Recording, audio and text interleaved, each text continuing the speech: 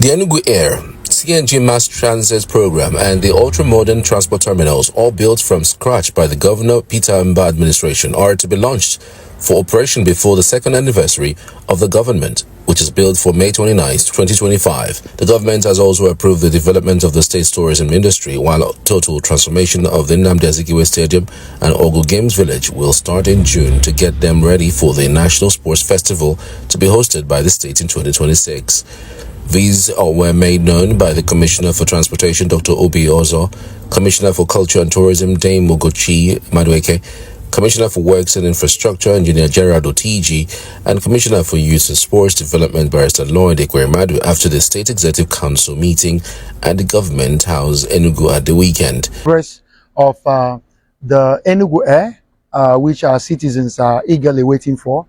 We're starting off with the initial 3 aircraft, Embraers, and 2 of the aircrafts are already on ground at Canopy International Airport, and the 3rd aircraft will be on ground by the 24th of this month, and we are hoping to start commercial operation before the 2nd year anniversary of this administration. You've also seen the buses for the mass transit program across the state. 50 of them are parked at Opera Square, and the additional 50 will be joining that fleet in the next 2 weeks. And they will also go into 100 of them will be going into commercial operation before end of this month, right before the 2nd year anniversary.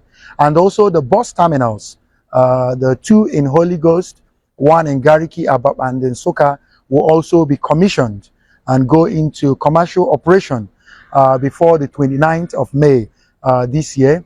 And there is other things coming up. Of course, the rail is something that is important to allow for connectivity within the Southeast region, connecting all the different states, both for the movement of people and also movement of commodities from our resource like coal to even agro commodities, not just within our state, but even our neighboring states.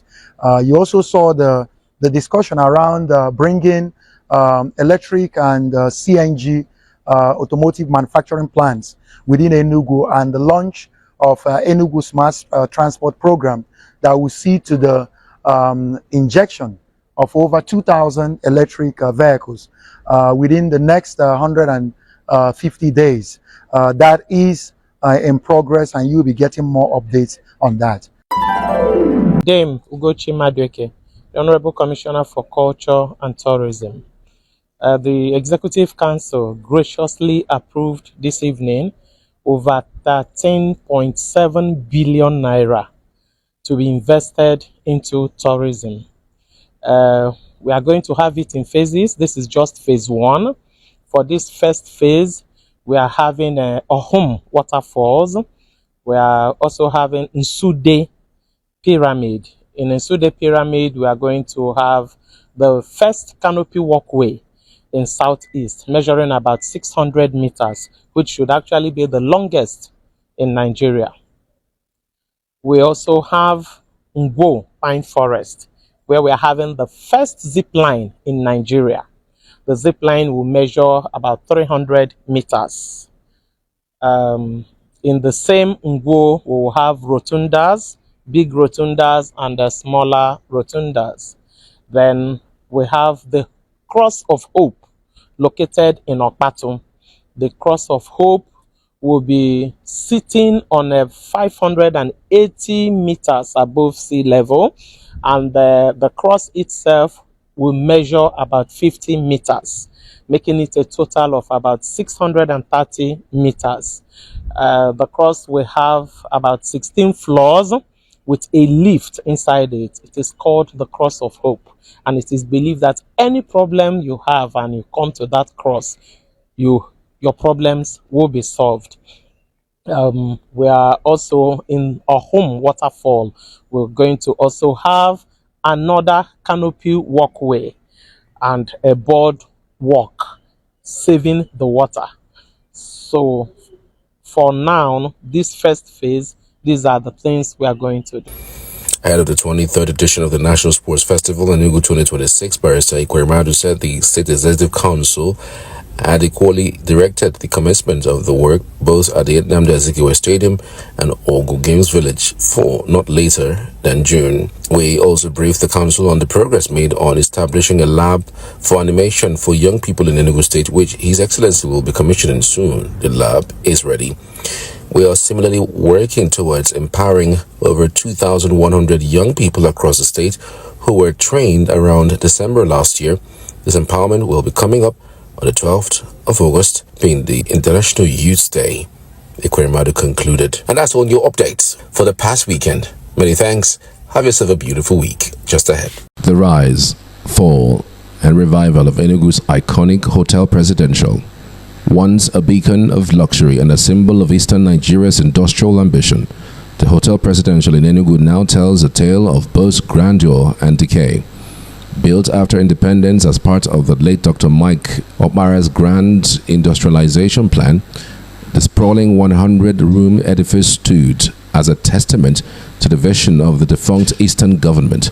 It was a hub of elegance, where visitors from afar and wide gathered, basking in the sophistication of its world-class amenities. Located near the heart of Enugu's three-arm zone, the hotel was more than just a hospitality center. It was an economic powerhouse. During the administration of Governor Chimaroke Nnamani, the Hotel Presidential flourished, attracting both local and international visitors and generating impressive revenue. It was a sanctuary of leisure, boasting swimming pools, tennis courts, a pulsating nightclub, and the finest culinary experiences the region had to offer. But like a once thriving empire reduced to rings, the hotel suffered an inexplicable fate. Hotel Presidential Enugu, built in 1966 under the administration of late Dr. Michael Okpara as the premier of the defunct Eastern region, was the pride of the East and its sights to behold until the 80s and early 90s. The Federation Hall and the Cinema Hall served as a venue for major local and international conferences, while the spacious compound, swimming pool, and other facilities provided the ambience for recreation and other outdoor activities. Unfortunately, that one center of attraction and attention has become a ghost of its old self, providing refuge for miscreants, hoodlums, that undesirable elements, who now find the premises as a safe haven to carry out their nocturnal activities, courtesy of the overgrown weeds and trees that also provide accommodation for rodents, snakes, and other animals. The present state of the facility and the attendant economic loss occasioned by its long neglect and abandonment is a source of concern to well-meaning individuals.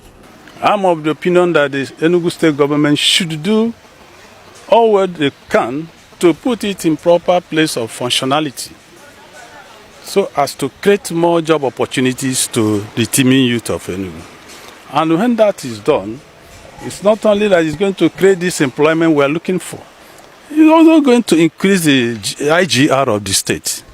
There are so many other ancillary companies that will, or enterprises that will function as a result of the functional state of the presidential hotel. The first time I went there, I was a teenager, so I went there with my friends to just chill. That place is a very good site if they actually reconsider in renovating or build it to standard, because it's actually a tourist site. Ray Naji, a former commissioner in Enugu, is equally concerned about the abandonment of the Hotel Presidential. When I see the Presidential Hotel Enugu and remember what Presidential Hotel Port Harcourt represents, I feel like crying, because it's very unfortunate that we will have that kind of asset and we allow it to waste. Because if you go to Port Harcourt, you see what Presidential Hotel is doing to the River State, even South.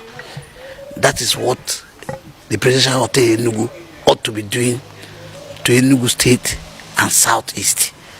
A former commissioner for culture and tourism, Joe Mamel, spoke of failed plans to resuscitate the hotel during his time in office. We got status symbol that came in, but they came in under an arrangement which is supposed to be a tripartite arrangement with government. The idea is that they partner with us. I can tell you honestly speaking that if they have continued the way with the agreement we signed, which is still a subsisting agreement. So as far as I'm concerned, the irresponsibility and the impunity of government affected it, made Presidential Hotel now very, very, very sick. Let's say it was sick before, but it has now become very, very, very sick because those that are supposed to take care of it did not take care of it. The present administration of Peter Mbah says it has plans to revitalize the Hotel Presidential in partnership with the private sector.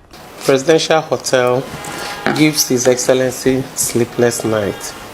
It's one of the major projects on his priority list, and negotiations are already ongoing. It's a good thing that His Excellency Dr. Peter Mbah is already revamping the place, and before the end of the year, I am very, very sure, if it is not finished, it will be almost finished. While the Hotel Presidential in Port Harcourt, established at the same time with the Enugu facility, is still a major player in the hospitality industry, the once vibrant Hotel Presidential Enugu is yearning and begging for attention. A successful rehabilitation of the hotel, which has 100 standard rooms, a tennis court, massive swimming pool and recreational facilities, will no doubt be an added boost to the economy and tourism industry in the state and create a much needed employment for citizens. Let's talk about the years of decay and the bitter politics of ownership. Under Governor Sullivan Chime, the hotel met its tragic decline. From a bustling tourist attraction to an abandoned relic, it was left to rot. Its once polished floors now overgrown with weeds, its lavish halls stripped bare, and its majestic rooms reduced to ghostly shells. Cattle and household animals roamed freely where dignitaries once walked, and its walls echoed only silence instead of the lively chatter of its guests. Then came whispers of betrayal. Reports emerged that the Chime administration had entered into a 4 billion naira concession deal with E-Hospitality Services Limited to restore the hotel to its former glory. But instead of rejuvenation, the deal ushered in allegations of foul play. Ray Nnaji, an Enugu-based lawyer and former national auditor of the People's Democratic Party, PDP, did not mince words. He accused the former governor of outright selling off the state's prized assets, petitioning the Economic and Financial Crimes Commission, EFCC, for an investigation. According to Nnaji, the Hotel Presidential wasn't the only casualty of Chime's alleged economic sabotage. The Enugu International Conference Center suffered a similar fate, sold off under controversial circumstances, leading to a further economic downturn for the state. There is no revenue from companies like the Hotel Presidential. Enugu people have lost jobs and businesses have suffered, Nnaji lamented. When I see the Presidential Hotel Enugu and remember what Presidential Hotel Port Harcourt represents, I feel like crying, because it's very unfortunate that we will have that kind of assets and we allow it to waste. Because if you go to Port Harcourt, you see what Presidential Hotel is doing to the River State, even South. That is what the Presidential Hotel Enugu ought to be doing to Enugu State and Southeast. We got status symbol that came in, but they came in under an arrangement which is supposed to be a tripartite arrangement with government. The idea is that they partner with us.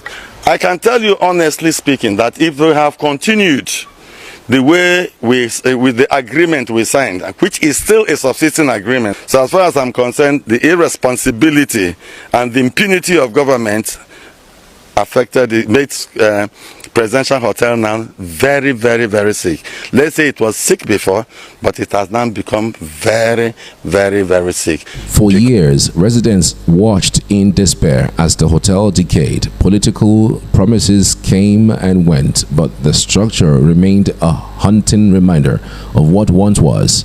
Then in April 2024, a new chapter began. Governor Peter Mbah, a businessman with a reputation for strategic partnerships, made a bold move, reviving the long-abandoned Hotel Presidential. Skepticism was high. Many dismissed the announcements as another hollow political promise. But time has proven otherwise. Almost a year later, the transformation is undeniable. The skeletal ruins of the past are giving away to a stunning reconstructed architectural masterpiece. The restoration isn't just a facelift. It represents Mbah's larger vision for Enugu's tourism industry. Side by side with the rebirth of the International Conference Center, the hotel is at the heart of an ambitious plan to make Enugu a premier business and tourism hub. Yet, as much as reconstruction brings excitement, the real question remains: will the hotel presidential be properly maintained this time? Historical records indicate that part of the hotel's financial collapse stemmed from unchecked government interference. Top officials enjoyed its lavish services without ever paying, bleeding it dry. Will this cycle repeat itself? Mbah's background in business, however, suggests he understands the importance of sustainability. Insider speculates that his public-private partnership strategy may ensure the hotel remains profitable without succumbing to government mismanagement. If executed correctly, this revival could set the stage for a tourism renaissance in the southeast, drawing visitors from across Nigeria and beyond. For Enugu residents, the Hotel Presidential isn't just a building, it is a symbol of lost glory and the promise of renewal. With 90% of the reconstruction complete, anticipation runs high. Those who remember its golden days feel a surge of nostalgia, while a new generation eagerly awaits its reopening, hoping to witness the resurgence of a landmark once hailed as a pride of the East. For now, all eyes are on Peter Mbah. Will he succeed where others failed? Or will history repeat itself? Enugu awaits, hoping that this time the promise is real. Endeavor to like, share, and subscribe to this channel. Thanks for watching. See you later.